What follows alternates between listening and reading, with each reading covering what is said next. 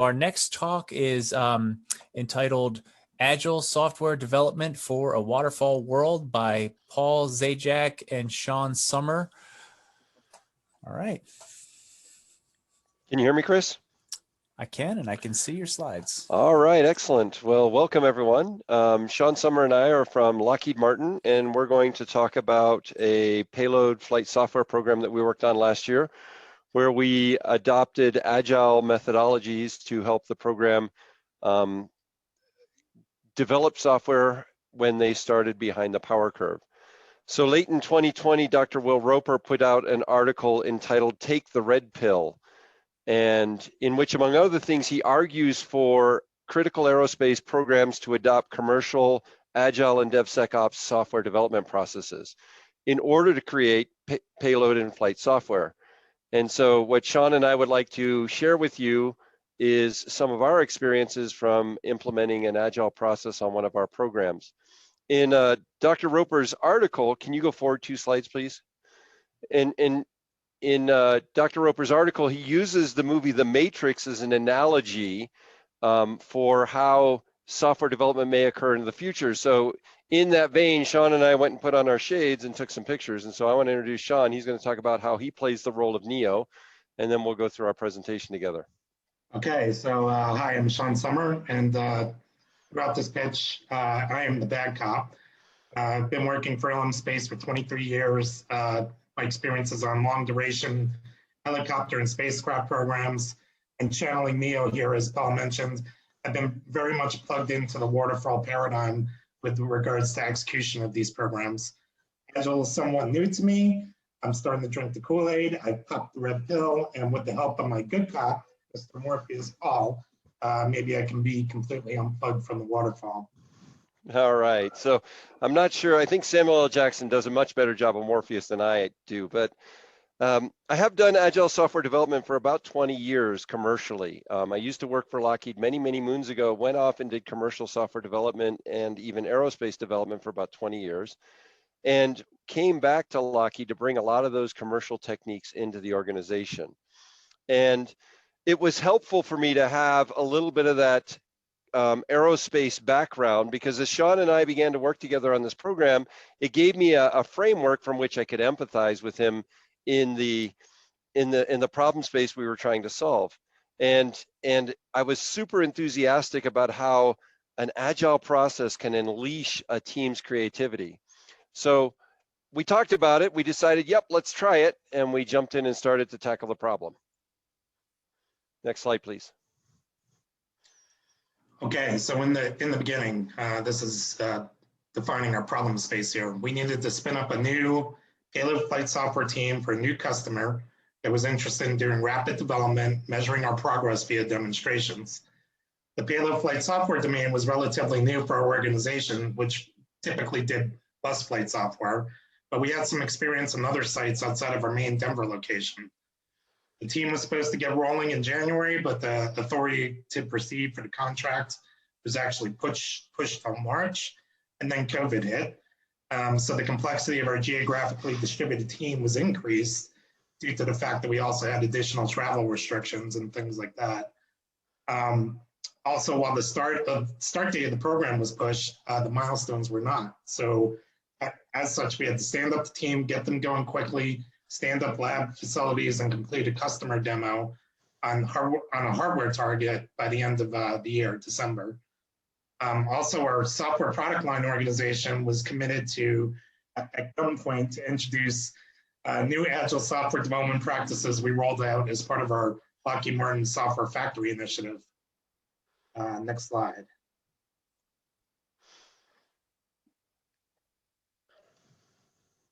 Sorry. So enter me, the bad cop again, with the gun to my head, and other people, other graybeards like me, who are also plugged into the waterfall paradigm. Our own personal biases came to the surface. While my previous experiences in Agile were limited, I dipped my toes into the pool before, and I didn't like what I saw. My biases included Agile being the Wild West, where the inmates were running the asylum. And as a leader, I had concerns that I'd lose control I'm used to having over, like I had on the waterfall programs. I've also seen Agile done before on very large embedded software programs, and they failed spectacularly. After all, Agile is good for building websites, but when we're working Class A, B style embedded software programs, we have a lot more rigor, and it's really difficult to break down our work. Coming into this, that was my feeling. So why even try? However, we've also had challenges with Waterfall. The serial nature of it defers the integration and test activities to much later in the program. And as such, we don't get the feedback as readily on adequacy of our design until it's way too late. As such, software is often the critical path for the program, as most people on this phone call could probably appreciate. The serial nature of our programs also cause additional staffing challenges due to the ramp up and ramp down of people throughout the waterfall. And finally, as you know, once we're on the critical path, there's a lot more paper to get yourself off of the critical path, reviews, reports, metrics, et cetera, to get green again. And you get all sorts of the wrong kind of help to get you back on track. So next slide. Let me flip mine. So then we get to our constraints. From a customer perspective, we're kind of in the middle space right now where we have customers that really want to do Agile, be Agile, but they also seem to also want Waterfall. For example, on the payload program where we've discussed, I mentioned while our customer wanted to measure our progress via demonstrations, the program decided it also wanted classic dog and pony technical reviews, along with all the paper that comes with those joint technical reviews, your SRRs, PDRs, CDRs.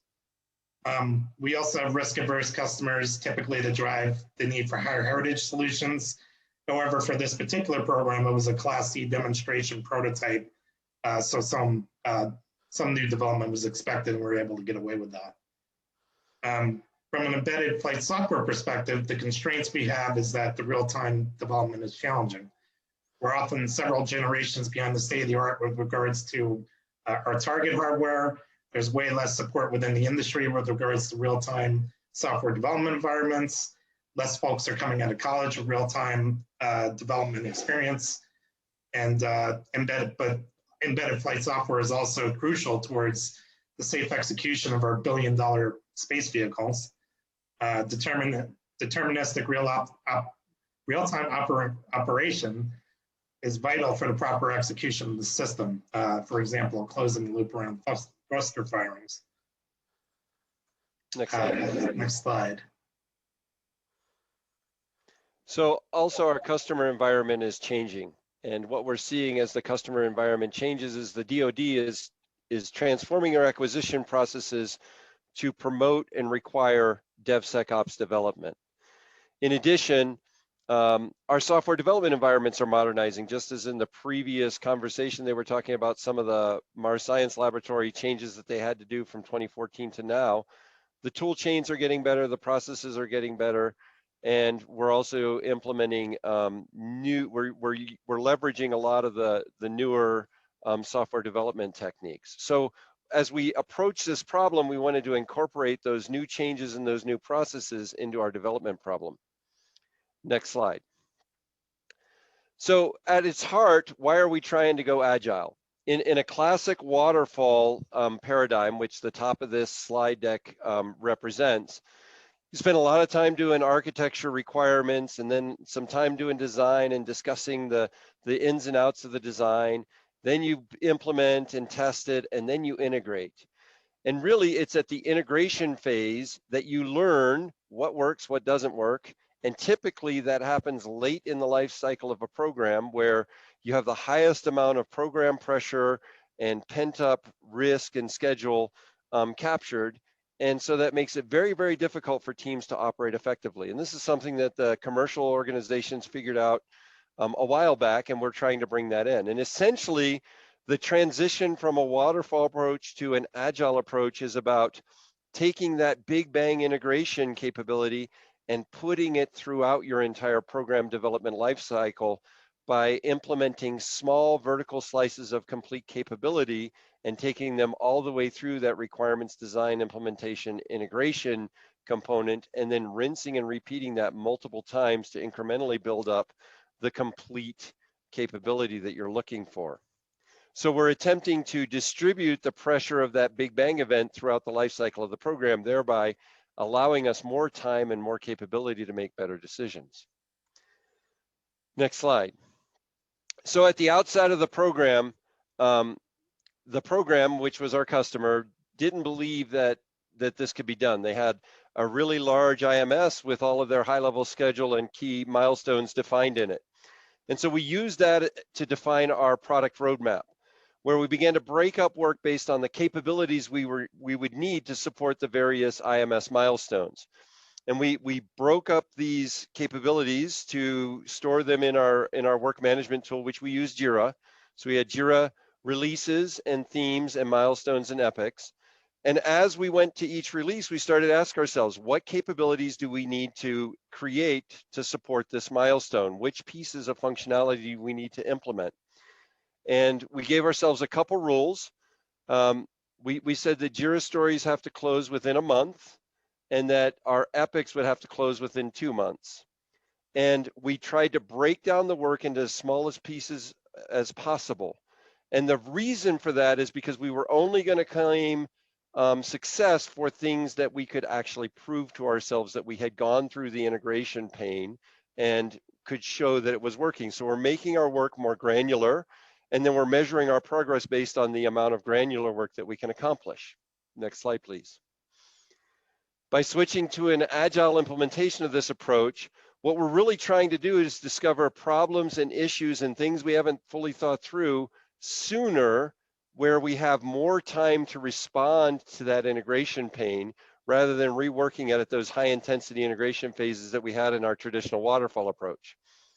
And so rather than performing the requirements design, develop, test, integrate blocks in one big chunk, we were breaking down the program and incrementally building it out in our Jira backlog. Next slide, please. So we got to work. We kicked off the team. One of the things we knew is that providing good training for the team would be helpful. So we gave the entire team some agile training initially and organized our developers. Even though we're distributed across the country, we organized them into 3 virtual agile teams. Doing all of this in the midst of COVID, and everyone was getting used to the virtual tools, but that seemed to work pretty well. And we began by bringing in a couple key pieces to our tool chain. We had Jira, Confluence, and Git were the initial tool chain elements. And the team discussed what they were doing. They thought, well, doing payload flight software is hard. We want a lot of time to work on stuff. So they divided up the work into 1-month sprints. And they also found that it was difficult for them to test at a unit test level. And so they said they wanted to do component level testing, where they would take collections of classes and try and build test frameworks around that. And then at the end of every month-long sprint, they would hold a retrospection where they would try and learn what worked well and what didn't work well. So we got that in place, we got it rolling, and then I wanted to see how things were going. So I asked Sean, what's going on? Next slide, please. Paul, you about 1 minute left. I have 1 minute left. We had until 25 after. Oh, I'm sorry. Yep. We have 30 minutes, I thought, or 25 minutes. I apologize. Yep, you're right. Okay, keep going, Sean. Yep. What did we discover? Well, there was definitely some growing pains we noticed when we set up the program. First off, we were promised a tool chain that was ready for push button development. That didn't quite happen. There was some effort to set up some new COTS hardware targets for our software development and testing. Unfortunately, we didn't have any digital simulation or test beds available at the time. While our SmartSat product that we developed has a software development kit that helped us get started in the target agnostic environment, the environment was also being updated in parallel, adding to the challenges. Our hardware targets were also being stood up in geographically distributed lab spaces, which were, and they were complicated to stand up and to manage amongst the 3 teams. We had to contemplate how to break down our work, but couldn't wrap our brains initially around fitting work into 2-week sprints. So we started with a 4-week sprint cadence for our releases. And as we'll see, we learned along the way and made changes. While we also had an Agile coach to help us with breaking down the work into the discrete pieces, our coach left and found a new gig. That all being said, the software factory, who Paul is working for, provided critical startup support for a team that is new to continuous integration, continuous delivery, and mostly new to Agile. Without this, we would have had a slower ramp up and more drag on schedule and budget as the team worked on their own to facilitate the adoption of these concepts. I think we're missing a word on the slide, but good things. Next slide, please. So there was a lot of change and a lot of pain that we encountered. And part of an agile process is to be able to examine what are you doing and periodically reflect, what do I need to change here? What's broken? Let me see what's broken so I can make changes to make the process move better. And so we took all of Sean's concerns and input and the team's concerns and input, and we began to make some changes. One of the things we adopted is we chose an on-team agile champion to kind of take over the role of helping to lead the team. We also, when our first coach left, we had other coaches that we were able to slot in, and because we have a common set of processes that we're adopting, they were able to pick up with the team, reflect at where they're at, and helping them steer towards a good solution. One of the things we learned about our coaches is that the original coaching engagement was more of a reactive, come and ask me what help you need. And we discovered that our teams were so ingrained in the waterfall process that they weren't prone to ask a lot of questions. So we became a lot more directive rather than advisory in our approach. We did have some problems with our tool chain, so we had to work with them to better integrate the tool chain in terms of using GitLab for a continuous integration, continuous build environment. We were using Parasoft for doing some of our code analysis and getting our hardware and software labs integrated. We had a distributed lab environment that we had to get pulled together. We also discovered that we had a lot to learn in terms of our component test framework and migrated more towards the unit test framework. We also had an anti-pattern going along in our teams where one development team was writing the code and the other development team was creating the unit tests. And that meant that we had two sets of developers learning the same capabilities, so we started to close those problems. Our teams were not learning fast enough. At the rate we were going, and this was about the middle of the year, we weren't going to close on the solution that we had in the time that we had left. So we took the counterintuitive step and shortened our iterations. And that allowed us to have more opportunities to learn in the remaining amount of time, which helped us to steer towards a successful conclusion. And there were some problems and challenges that we had in describing work. And forcing us to go to that smaller work cycle caused the team to become tighter in how they described work and to become better in some of their activities. The next slide, please. And what we saw as a fruit of these changes is the team culture began to change. And we were going from a command and control type organization to a distributed control organization. The teams became more self-organizing. We had to stay focused on work in progress. When we saw that developers were getting too much work in progress, they began to thrash. So we have to challenge them to say, okay, I know you're trying to do 4 different things at the same time, get rid of 3 of them. Focus on one thing, get it done, move on to the next thing. And our tech experts who had this tremendous depth of knowledge and experience in our domain had a tendency to dive straight into the weeds. And so we had to coach with them to kind of bring them up to a higher level so that we could keep the team flowing. And because they were rare and needed in all of our teams, that caused us to take our teams and de-interleave their meetings so that they were non-overlapping so the tech experts could support each team independently. So that was about the middle of last year. How did the year end up, Sean? Next slide, please. Okay, so you got me there. There's definitely some things I liked after going through this. Even though we started late, as soon as we started, we were able to get the team rolling very quickly. I was able to see the progress that the team was achieving to meet that end of the year milestone that was so critical. The planning effort over time, but the planning effort improved over time, and we're able to see real progress along the way while also feeding lessons learned back into the process at every sprint retrospective, as Paul mentioned earlier. We also weren't just doing requirements or slinging code. We were utilizing our CI/CD pipelines to build products that were working, that were continuously tested while building up a regression suite along the way for our later features. Our progress is also measurable by code quality and coverage metrics that we got out of those pipeline services.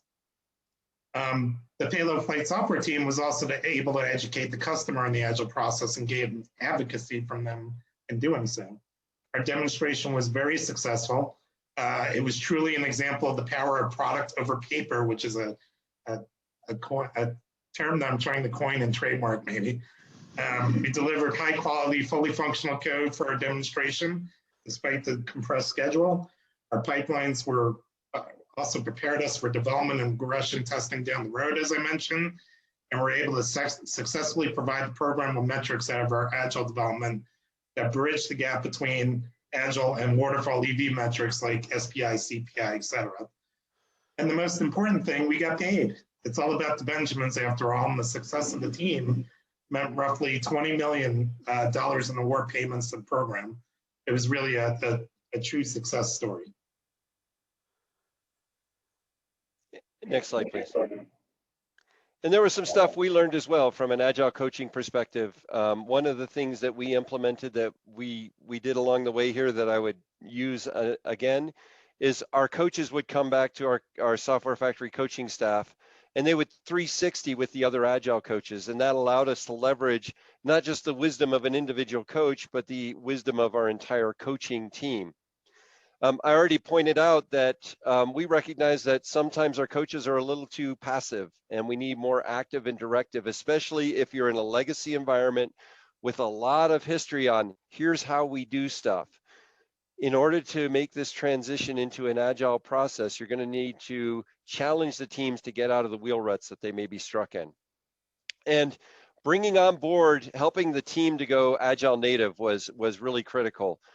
Kelly Dixon, who took on that role of the Agile champion for this team, did a really great job of saying, you know what, I can see how this is benefiting my team and I need to own it. And so for the actual software team to begin to take on those cultures and begin to steer themselves was a positive sign that we were looking for. We also learned that tool chains should not be underestimated, especially in embedded flight software systems, and taking the time and putting in the effort to make the tool chain sing is where you buy a ton of money for your team in terms of the amount of hours you can save in a program where every developer now is benefiting from that common tool chain rather than fighting with individual environments. And pressure testing the team. When we shifted from 1 month to 2 week iterations, that was a huge ask for the team, but it proved itself its weight in gold. It brought us in and allowed us to land on time and on target. And so don't be afraid to learn as you go. Next slide, please. You know, at the end of the day, flight software teams are very risk adverse because the cost of failure for the kinds of systems we're building is extremely high. At the same time, we're facing an increasing demand in terms of complexity and capability from the use of the systems that we're building, and we need to adapt in order to respond to that demand. And I think what we were able to demonstrate here is that Agile does provide a path forward by providing a process in which the team can experiment and learn. And so I just want to take a moment to thank you guys for giving us the opportunity to share some of our experiences with you today. And also, next slide, kudos to both Kelly Dixon, who was our Agile champion on this program, and Marley Pion, who was our coach, who led this team through this environment. And so with that kind of brings us to the end of our presentation. I'll throw the floor open for any kind of questions you guys would have for us, Chris. All right, great. Thanks a lot. We do have several questions. We'll take one of them from our prolific questioner, Steve Stolper. Frequently, a foundation of software needs to be in place before the software can have the first integration cycling. How do you handle this sprint zero? Are all the sprints the same duration?